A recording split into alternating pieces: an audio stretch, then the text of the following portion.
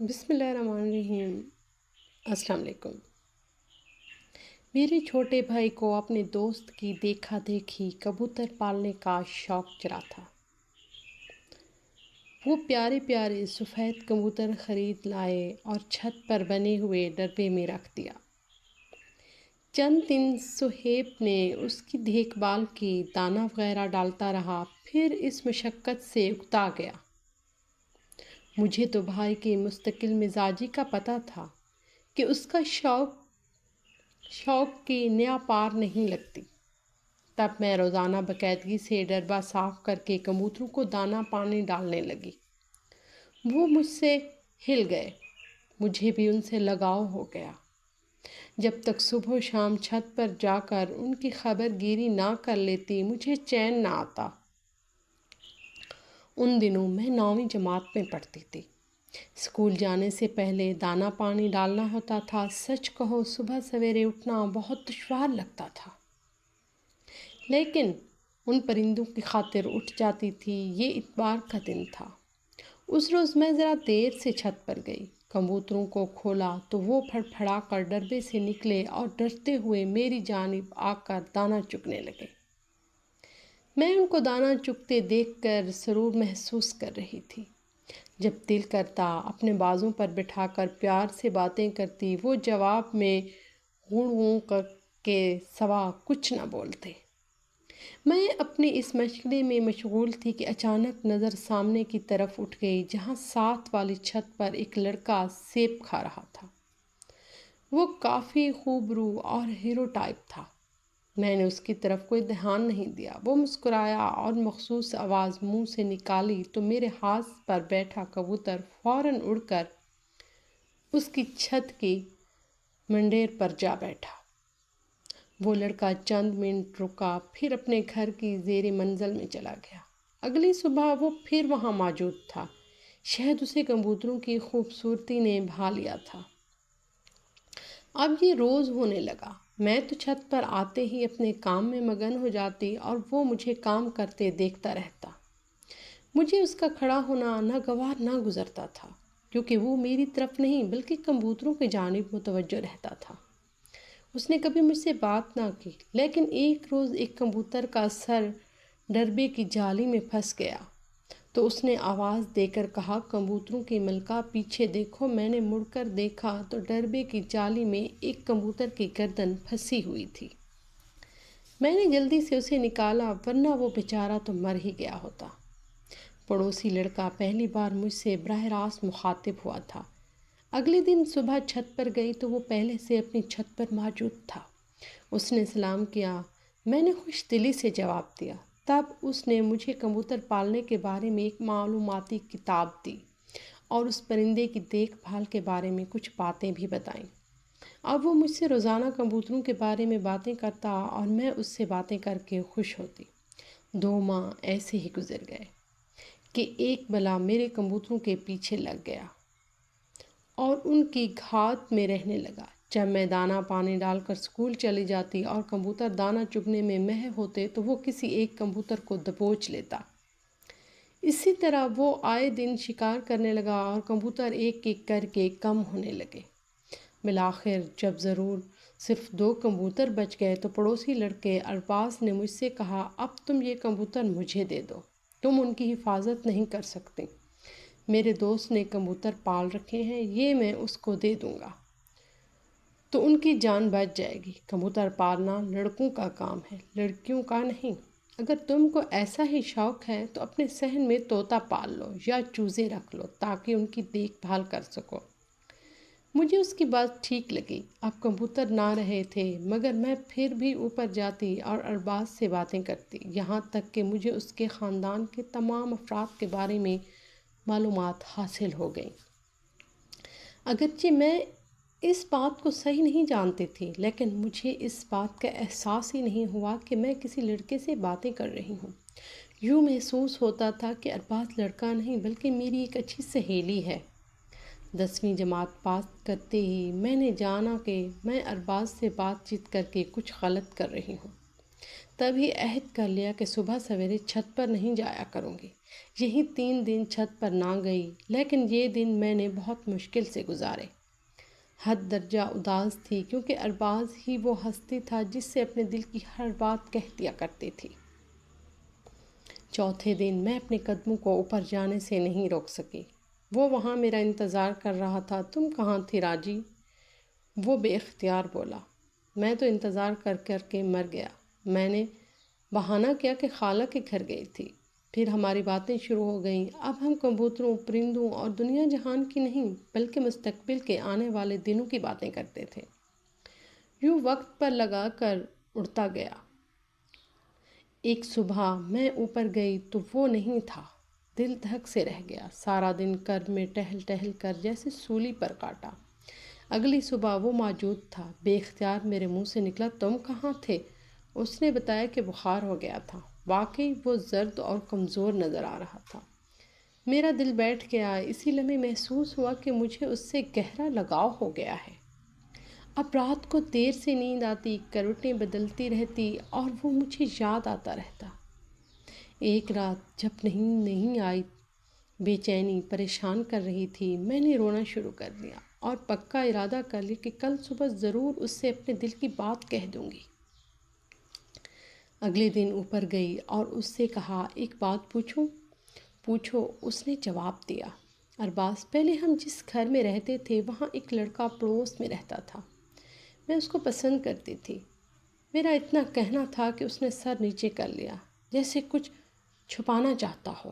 میں نے یہ بات صرف اس کا رد عمل دیکھنے کے لیے کہی تھی۔ تبھی اس کی آنکھوں سے آنسو بہنے لگے۔ اس نے پوچھا، کیا اب بھی اسے پسند کرتی ہو؟ ہاں، پہلے سے بھی زیادہ اچھا۔ اچھا، اب کیا کروں؟ یہ کہہ کر وہ جانے لگا۔ ٹھہرو تم، یہ تو پوچھ لو کہ میں پہلے کہاں رہتی تھی۔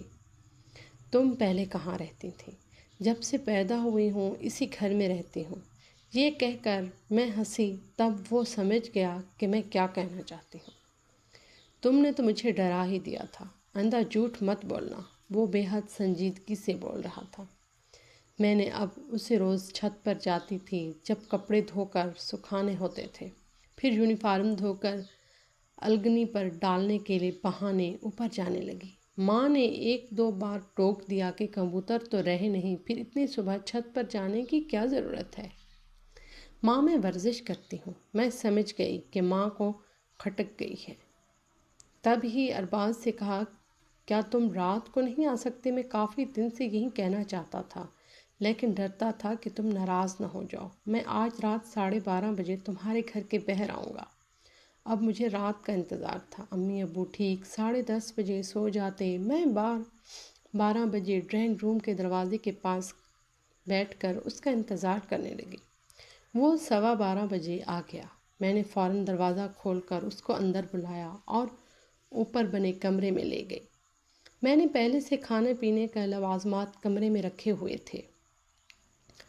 اس نے بتایا کہ وہ اب ہاسٹل چلا گیا ہے اور رات کو ہاسٹل سے نکلنے کی اجازت نہیں ہے۔ جو پڑوس میں گھر ہے وہ اس کے چچا کا ہے۔ پھر تم کیسے آئے؟ میں نے پوچھا۔ ہاسٹل کے عقبی دیوار پھلانگ کر۔ اگر چوکیدار تمہیں چور سمجھ کر گولی چلا دیتا تو میں مر جاتا، وہ بولا، اور ذرا بھی افسوس نہ ہوتا۔ اس بات پر میرا دل اس کی محبت سے لبریز ہو گیا۔ تمام رات ہم باتیں کرتے رہے۔ صبح وہ جانے کے لیے اٹھا۔ اب یہ معمول بن گیا تھا۔ اسی طرح وہ رات کو آتا اور ہم صبح تک باتیں کرتے۔ ایک رات ہم باتیں کرتے کرتے سو گئے۔ صبح 6 بجے امی نے آواز دی تو میری آنکھ کھل گئی۔ وہ بھی اٹھ کر بیٹھ گیا۔ وہ بہت گھبرایا ہوا تھا۔ اب کیا کریں؟ اس نے سوال کیا۔ کچھ نہیں، سو جاؤ، میں نے جواب دیا۔ میں ہنسنے لگی۔ وہ پریشان تھا۔ میں نے موقع دیکھ کر اسے باہر نکال دیا۔ ہم کوئی برائی نہیں کرتے تھے، بس باتیں کرتے رہتے تھے۔ اس کی باتیں مجھے خوشی اور سکون دیتی تھیں۔ دسمبر کی سردیاں آ گئیں۔ شدید بارش تھی۔ رات کے 12:30 بجے تھے۔ وہ ابھی تک نہیں آیا تھا۔ میں جانتی تھی کہ اتنی تیز بارش میں وہ نہیں آ سکے گا، پھر بھی اس کا انتظار تھا۔ 1 بجے وہ آ گیا۔ حیرت زدہ رہ گئی۔ ہم دونوں تب ہی اوپر چلے گئے۔ رات بھر ہم نے باتیں کیں۔ اس نے پوچھا، تم کس سے شادی کرو گی جو آدھی رات کو میرے لیے اپنی جان خطرے میں ڈال کر آتا ہے؟ اور تم؟ میں نے پوچھا، جو لڑکی اپنی جان خطرے میں ڈال کر آدھی رات کو مجھے گھر میں آنے کی اجازت دیتی ہے؟ ایسے ہی ہنستے ہنستے خواب دیکھتے رات بیت گئی۔ اس نے کبھی مجھے غلط نظروں سے نہیں دیکھا۔ اس بات نے بھی میرے دل میں اس کی عزت قائم رکھی تھی۔ پیپرز ختم ہو گئے، اب اسے اپنے گاؤں لوٹ کر جانا تھا۔ آخری رات وہ مجھ سے ملنے آیا۔ میں نے تمام رات رو کر گزار دی۔ اب رزلٹ آنے کے بعد ہی آ پاؤں گا۔ اس نے بتایا تھا، اب تم جی بھر کر سونا، میری خاطر تم رات بھر جاگتی تھی نا۔ جاتے ہوئے مجھے اپنا فون نمبر بھی دیا تھا۔ مجھ پر وہ 3 ماہ ایسے گزرے جیسے کوئی زندگی اور موت کی کشمکش میں سانس لیتا ہے۔ وہ اچھے نمبروں سے پاس ہو گیا تھا۔ فون پر بتایا کہ وہ اب لاہور نہیں آ سکے گا، اس کی والدہ اکیلی اور بیمار ہیں۔ میں اس کی مجبوری سمجھ گئی۔ کہا، اچھا، ان کا خیال رکھنا، لیکن مجھے فون کرتے رہنا۔ میں اس آس پر رہی کہ وہ کسی دن ضرور آئے گا۔ اسی آس میں 1 سال تمام ہو گیا۔